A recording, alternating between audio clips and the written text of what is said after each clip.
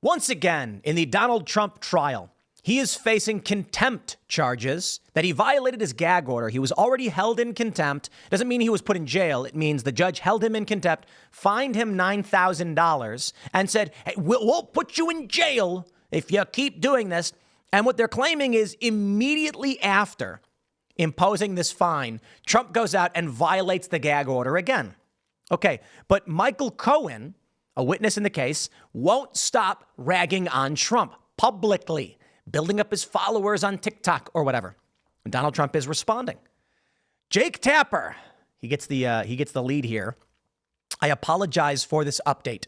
Jake Tapper reports on VonShitzinPants. That's one word, by the way. I said nothing wrong. There was no expletive there. Tweets during Trump's gag order hearing. They may be trying to put Trump in jail. I want to play this clip. I grabbed it from CNN, and I want you to hear it.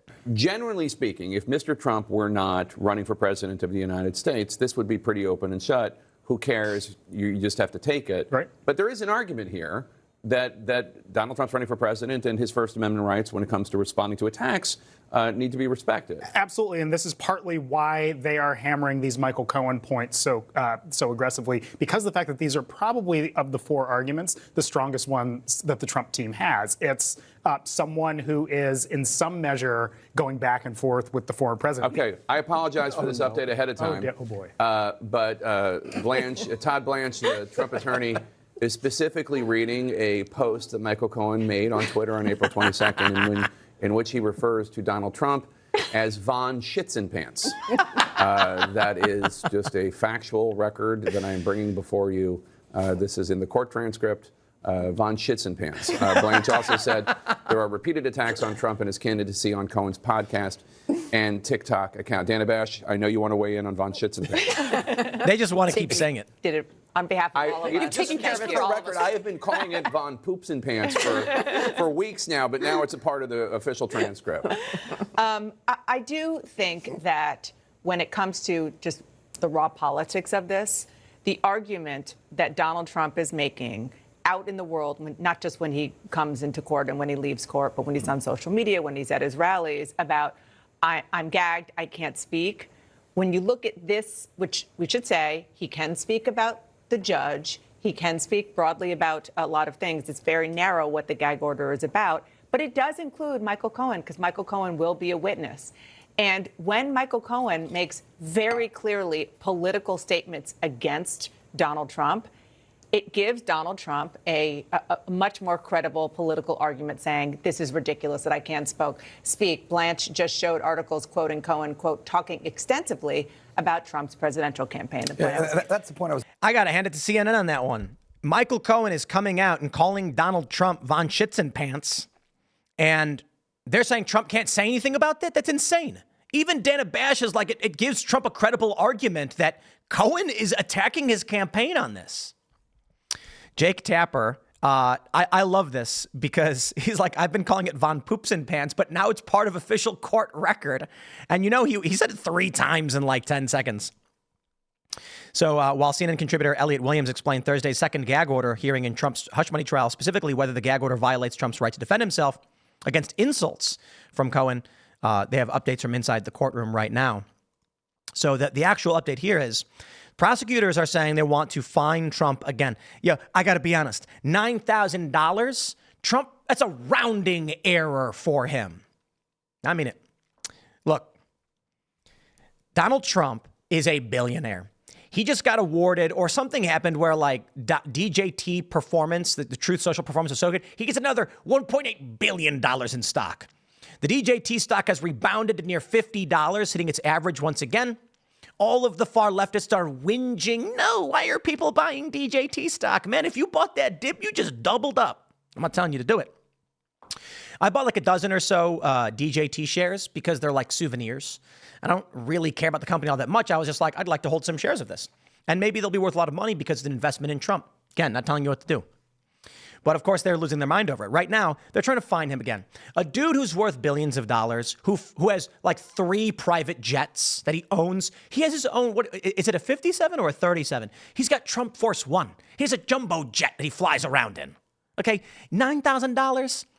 Donald Trump's golden toilet paper probably cost that much. I'm joking. I don't know that he actually has golden toilet paper. My point is, he's a very wealthy man. So they're saying to fine him again. What's the point? The only move that they're going to be able to make is to put him in jail. And then what? Maybe that's what Trump actually wants.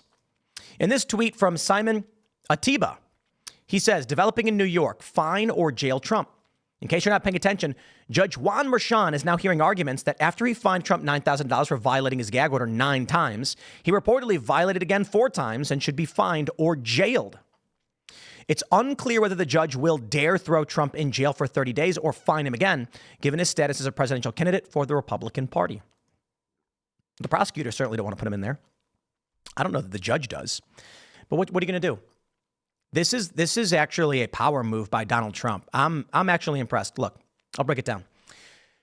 I was saying before Trump should defy the court because it's illegitimate. There's no statutory law broken here. The people on social media that are on the left are saying things like Trump conspired with the media to suppress negative information and put out false stories that influenced the election, stealing the election. And it's like, is that a joke? That's called PR and marketing. We have things like the speech and debate clause in Congress where they can make stuff up and you can't sue them. We have Times v. Sullivan where someone could lie about you publicly, but if you're a public figure, you have to prove they were knowingly lying. And we have anti-slap, meaning if someone comes out and accuses you of doing something wrong, like egregiously wrong, and you say, I'm suing you, this defamation, they'll say, first, prove that you knew I was lying.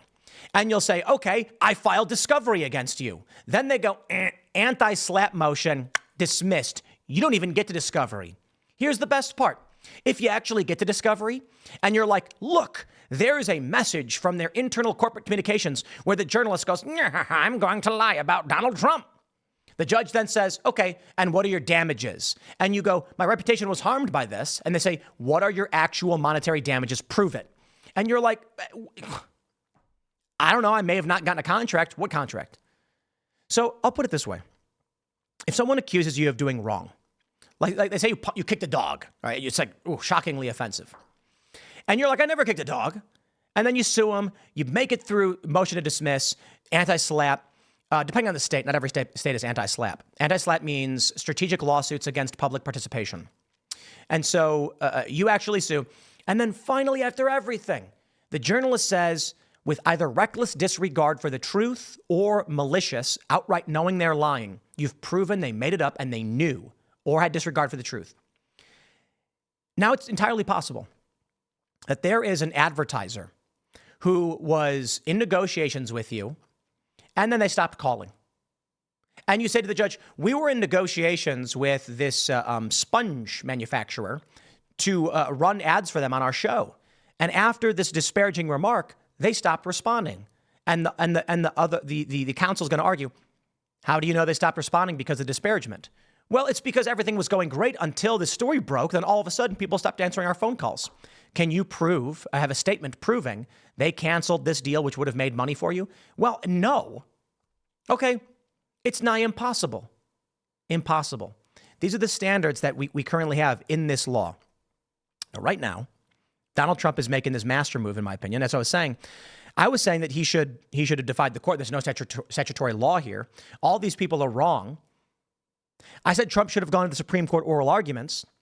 Well, as I did state as well, I recognize there's a legal strategy here I don't know. I don't think Trump's lawyers are stupid. They're probably very well paid.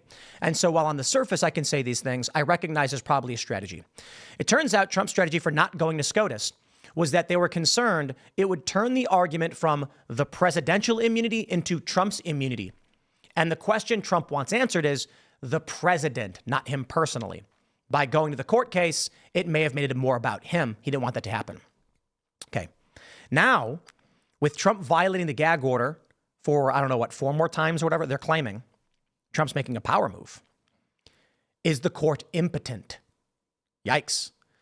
If Donald Trump gets fined nothing but $9,000, and then he comes out and says, oh, it's ridiculous, but it doesn't faze him, it doesn't hurt him, he then does it again.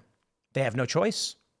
If they don't put him in jail, he proves to the world the court can do nothing, and that Judge Merchan is impotent in his chair. But maybe Donald Trump wants to get jailed. It's 30 days But could you imagine the press storm? It would be one of the biggest moments in U.S. history. I think Trump knows and wants that. I don't know to what degree. I'm not saying it's definitive or I know for sure. I'm just saying there's a chance. That's his strategy.